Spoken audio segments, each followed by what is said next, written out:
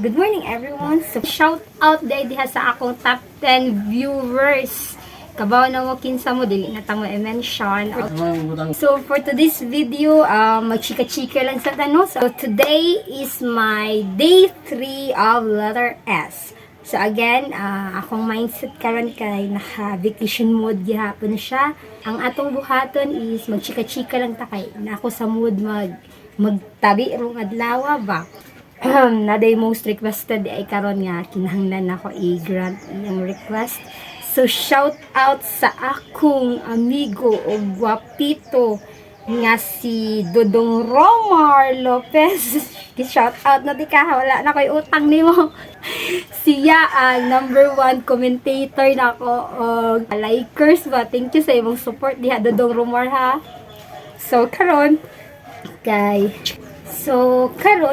naay ni sulti sa ako nga ngano daw nga dili na lang ko mag full-time vlogger nga hilig man daw ko og vlog, then muundang na lang daw kong trabaho para mag-vlog na lang to cut the curiosity. Actually ang pag-vlog na ko dili siya ingon niya career na ko ba, kay kung ang mga vlogger mo income sila dako wala na untay vlogger nga mag-business, di ba? Inana na siya. Kung ang ang klase sa tao nga praktikalan nga ayo ba. Kay kung moingon gud ka nga mag full-time vlogger ka, undang na lang ka og trabaho para lang sa vlog. Ang kini mong vlog para na ako good pastime hobby sa gud din ako. Ako lingaw mag-vlog ko wala na ko siya gi-career ba. Ang kay kanang mga vlogger mong good mo take na siya og guts and glory ba para maka-gain ka og mga fans ba.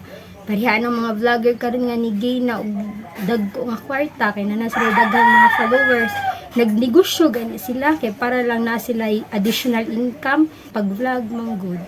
Dili na siya ingon nga lifetime income ba.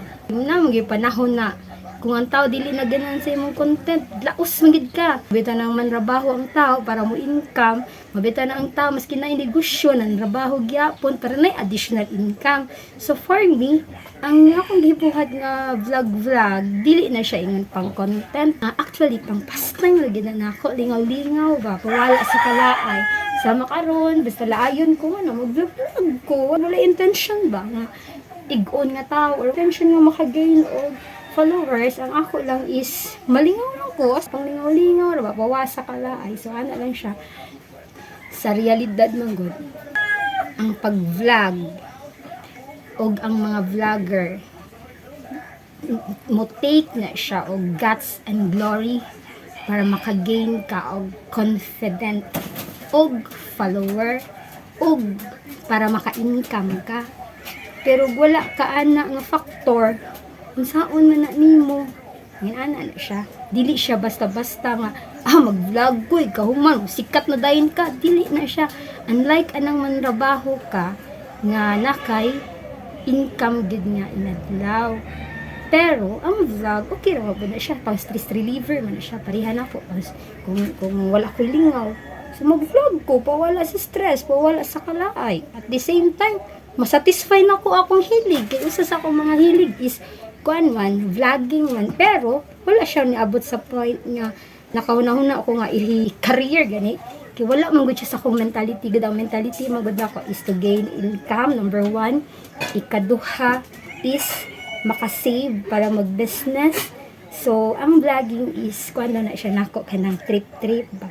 So I guess natubag na ko ang inyong mga pangutana no or mga curiosity sa inyong mind ba para ma-close na dito na siya nga mga hunahuna ninyo kabaloon sa dagan sa inyong hunahuna ana na siya. Hope your curiosity cut in this video and see you in my next vlog.